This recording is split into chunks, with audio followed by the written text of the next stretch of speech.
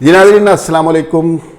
और वैसे तो इतवार का दिन बड़ा रिलैक्स दिन होता है, कोई सड़कों पे ट्रैफिक ज़्यादा नहीं होती, कोई दफ्तरों के जाने का हंगामा नहीं होता, कोई ख़वातीन खाना बच्चों को तैयार करके स्कूल नहीं भेज रही होती, बच्चे बस्ते तैयार नहीं कर रहे होते, दफ्तरों में फ़ाइलें तलाश नहीं हो रही होती और सारा शहर जो है वो ज़रा पुरसकून सा होता है। लेकिन आज जो इतवार वाले दिन इस्लामाबाद की कैफियत है वो इससे बिल्कुल मुख्तलिफ है।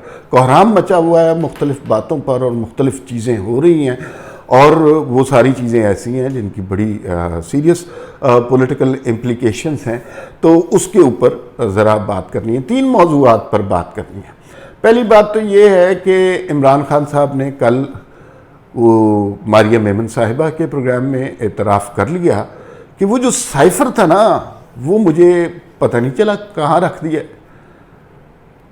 अच्छा, ये जो बात है ये कोई दफ्तर का क्लर्क करे कि वो पेपर था, साहब की छुट्टी की दरख्वास्त थी या कोई और मामला था तो फिर तो तस्लीम की जा सकती है, लेकिन ये कौमी सलामती का मामला है, ये वो ऐसी चीज़ है जिसकी एक्सेस चंद लोगों तक होती है और ये हर जगह नहीं पड़ा होता, हर टेबल के ऊपर इसकी एक फ़ोटोकॉपी नहीं पड़ी होती, ये बहुत कीमती डॉक्यूमेंट होता है।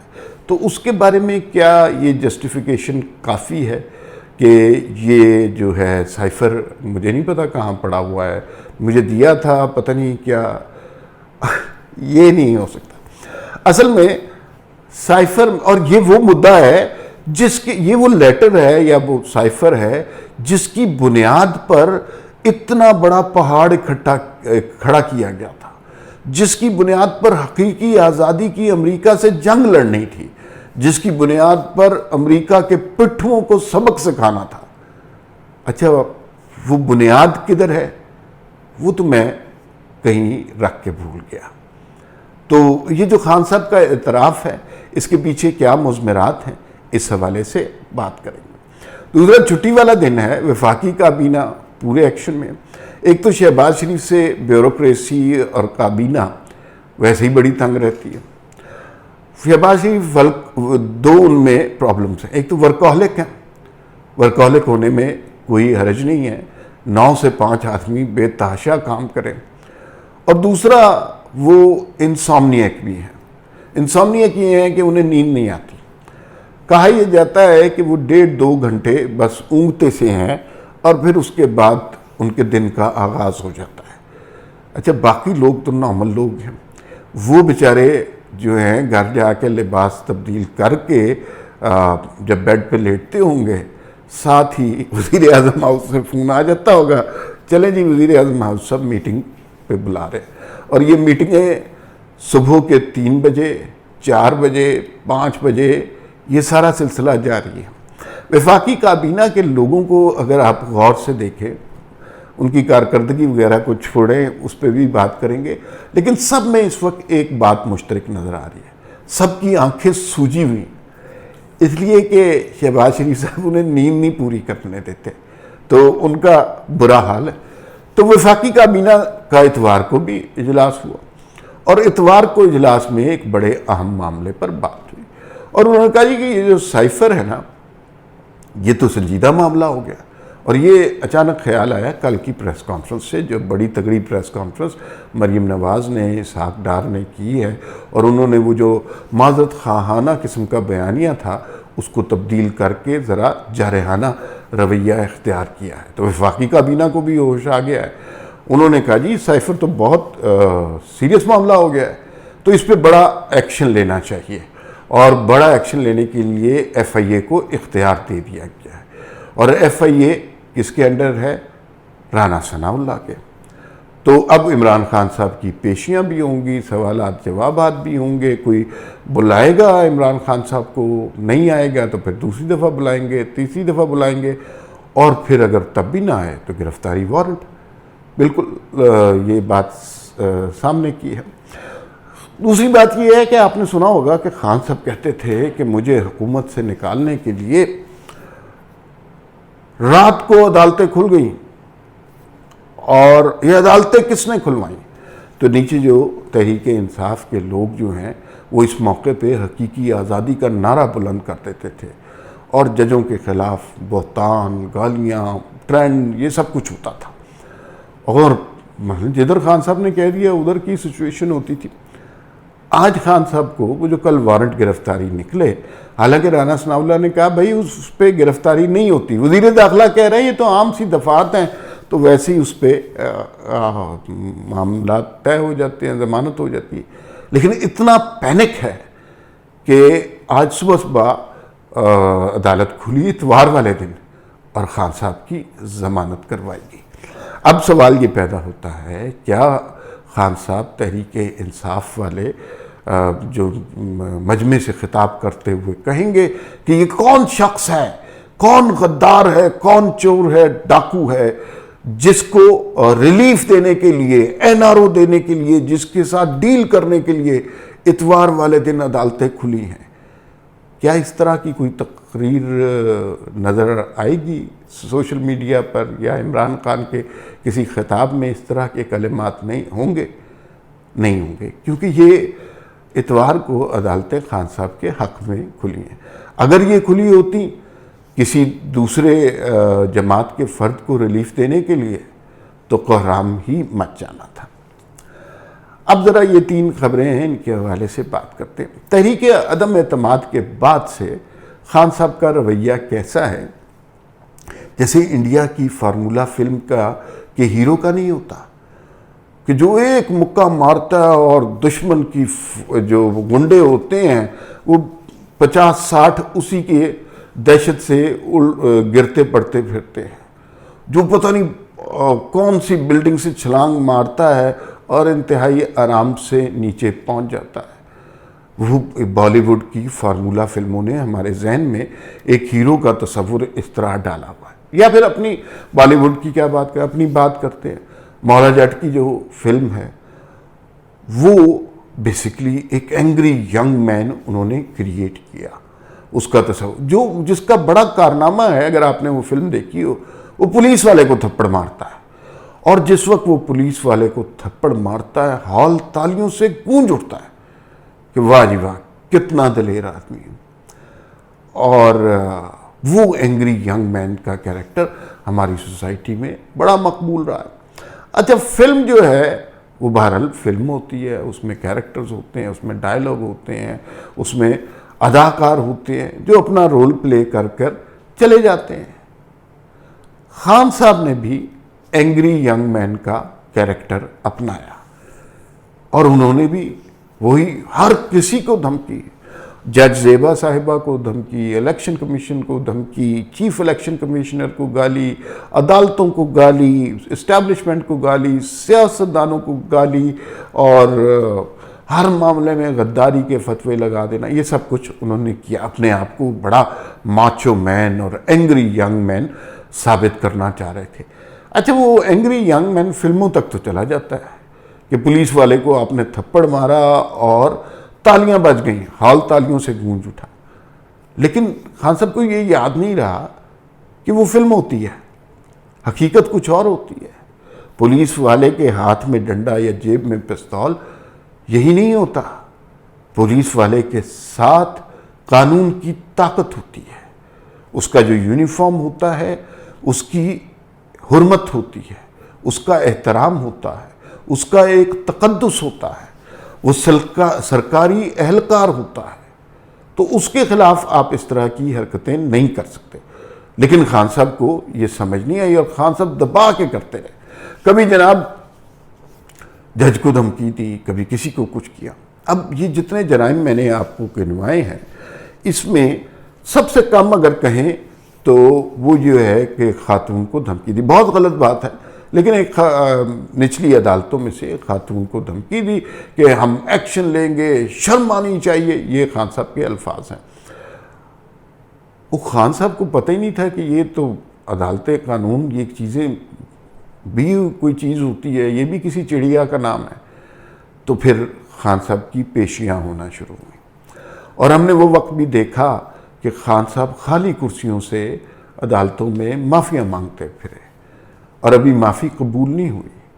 जो खान साहब ने तौहीन अदालत की है उस पर से सिर्फ दहशत गर्दी की दफ़ात निकली है। वो मुकदमा अपनी जगह कायम है, और वो मुकदमा आगे चलेगा अभी। तो वो जो एंग्री यंग मैन वाला कैरेक्टर था, वो पहला तो फ्लॉप हुआ एक खातून जज को धमकी देने के हवाले से। फिर आप देखिएगा कि ये जो चीफ इलेक्शन कमिश्नर और इलेक्शन कमीशन को आए दिन गाली देते रहते हैं, थोड़े दिनों के बाद खान साहब को एहसास हो गया कि नहीं भाई, ये जो इलेक्शन कमीशन होता है इसका उतना ही तकद्दुस होता है जितना सुप्रीम कोर्ट का होता है। ये अपनी ज़ात में एक इदारा है जिसका बड़ा एहतराम होता है। तो जिस तरह तौहीन अदालत होती है, इस तरह तौहीन इलेक्शन कमीशन भी होता है। तो थोड़े दिनों के बाद खान साहब इलेक्शन कमीशन से, चीफ इलेक्शन कमिश्नर से भी 10 बस्ता माफ़ी मांगते नज़र आएंगे। और वो एंग्री यंग मैन जो है ना, वो दिन ब दिन लोगों के सामने एक माफ़ी का खास्तगार शख्स नज़र आएगा।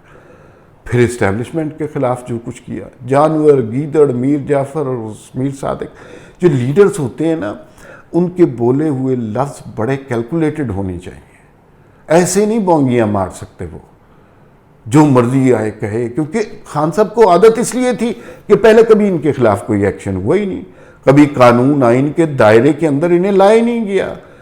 वो बैठे थे जनरल फैज साहब, वो सारे काम संभाल लेते थे। तो अब जो आइन और कानून के दायरे के अंदर आना पड़ा, तो इलेक्शन कमीशन के खिलाफ भी इनको माफ़ी मांगनी पड़ेगी उससे। और इस्टेब्लिशमेंट की मेमोरी बड़ी ज़बरदस्त हो, सही कहें या गलत कहें, इस इदारे की मेमोरी बड़ी पुख्ता होती है। तो आपने आज कोई लफ्ज़ कहा है, इन्हें 10-15 साल 20 साल तक याद रहता है। और उन्हें याद रहेगा कि ये जो हमारे चीफ के ख़िलाफ़, ये जो हमें शेरों की फ़ौज का सालार गीदड़ ये कहा गया था, ये तो मुनासिब बात नहीं है। तो खान साहब उनसे भी माफ़ी मांगेंगे। इदारे का सरबराह जो कुछ करता है, क्या करता है, ये अलग बात है, लेकिन उसका तहफ़्फ़ुज़ पूरा इदारा करता है। वो जनरल मुशर्रफ का आपको याद नहीं है कि जनरल मुशर्रफ ने जो कुछ किया था इस सोसाइटी के साथ, लेकिन पूरा तहफ़्फ़ुज़ दिया। वो हॉस्पिटल में कमर दर्द में दाखिल हो गए और कमर दर्द में जो है वो पूरा अस्पताल ही कला बना दिया था, कोई नहीं आ सकता था वहाँ पे।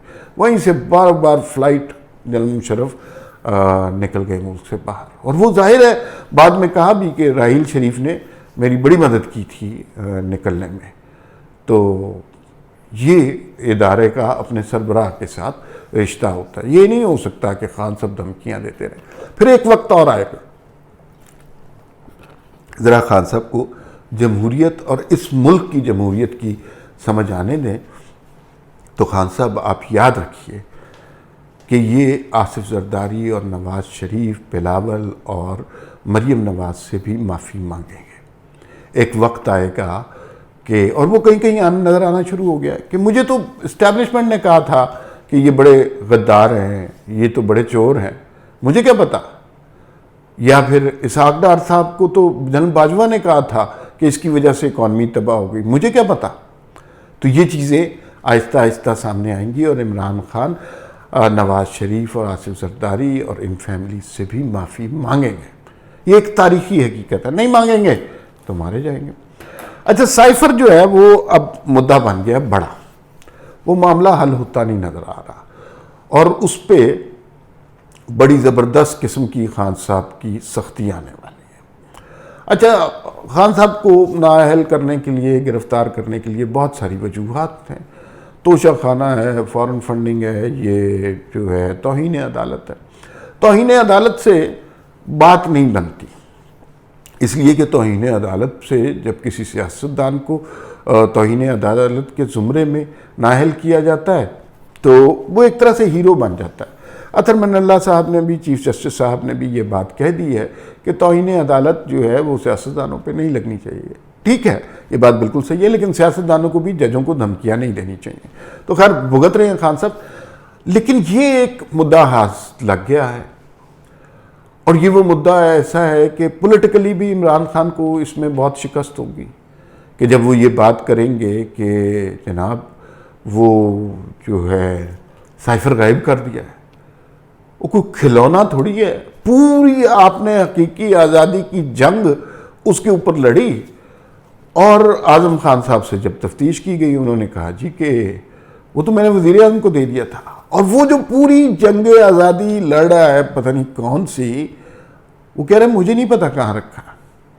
तो ये साइफर एक दलदल बन गया है, और दिन ब दिन खान साहब इस दलदल में धंसते जाएंगे।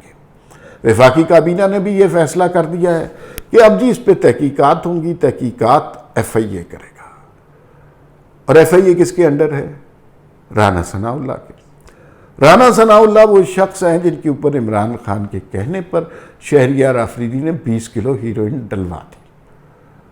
और जो बयान था उनका कि राना सनाउल्लाह ने उल्टे हाथ से 20 किलो हीरोइन का बैग उठाया, वो नहीं उठा सकते वो, और उसकी वीडियो भी मौजूद थी, और वो वीडियो भी आज तक नहीं आई।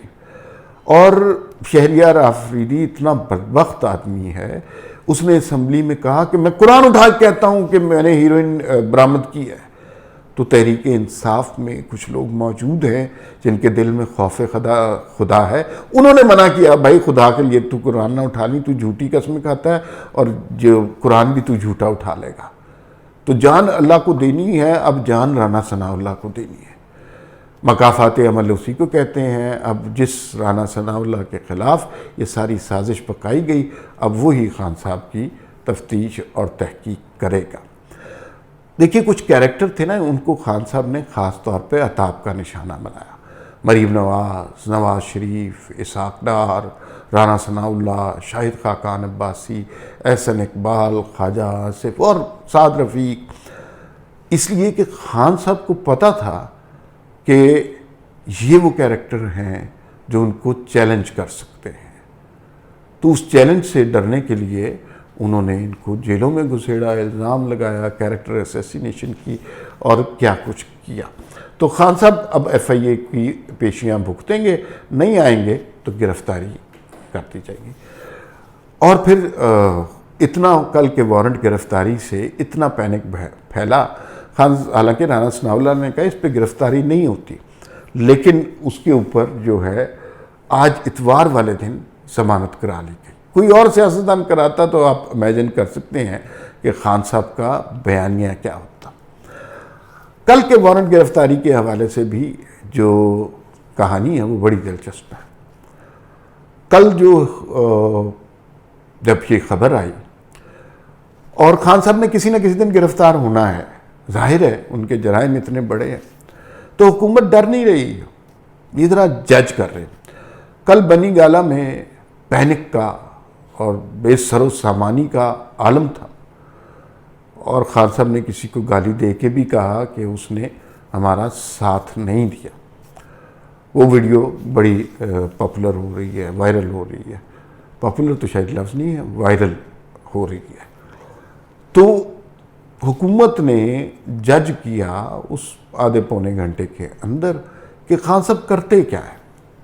मतलब कितने शेर जवान बनी गाला पहुंच जाते हैं, क्या 5 लाख लोग पहुंच जाते हैं बनी गाला। बनी गाला एक तो है ही ऐसी जगह, वहाँ ज़्यादा बंदे जमा ही नहीं हो सकते। इस्लामाबाद वाले निकलते ही नहीं हैं इस तरह के कार, वो टीवी पे बैठ के तमाशा देखते हैं। और जो पुलिस फोर्स है वो किस तरह रिएक्ट करती है, KPK भी है, पुलिस भी है, GB भी है, इस्लामाबाद पुलिस भी है, रेंजर्स भी है, ये सारा कुछ मामलात वहाँ पर हैं। तो वो किस तरह रिएक्ट करते हैं।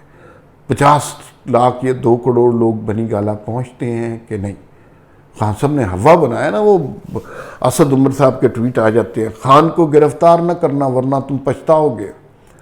नवाज शरीफ को गिरफ्तार करके तो नहीं पछताए थे खान साहब। तो खैर, तो उन्होंने पैनिक लेवल और सारी सिचुएशन जज की। इस्लामाबाद में जो वज़ीर आज़म की जिनके पास सिक्योरिटी है वो इस्लामाबाद पुलिस के अंडर है।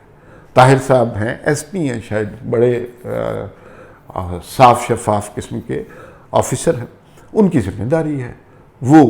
अच्छा, ये जितनी भी फोर्सेस हैं, चाहे सवाए खान साहब के ज़ाती खिदमतगारों के, सारी इस्लामाबाद पुलिस के अंडर है। इस्लामाबाद पुलिस कहें कि हथियार नीचे फेंक दो, क्योंकि वो कानूनी तौर पर इस्लामाबाद पुलिस के अंडर आती है। वो कहे हथियार फेंक दो, साइड पे हो जाओ, तो उन्हें फेंकना पड़ेगा, वरना ये कुछ सूबों की जंग शुरू हो जाएगी और मामला ख़राब हो जाएंगे। तो वो पैनिक लेवल चेक किया गया। एज सच कोई बड़ा मजमा इकट्ठा नहीं हुआ, चंद 20-25 लोगों की वीडियोस आई और उसके अलावा कुछ भी नहीं है।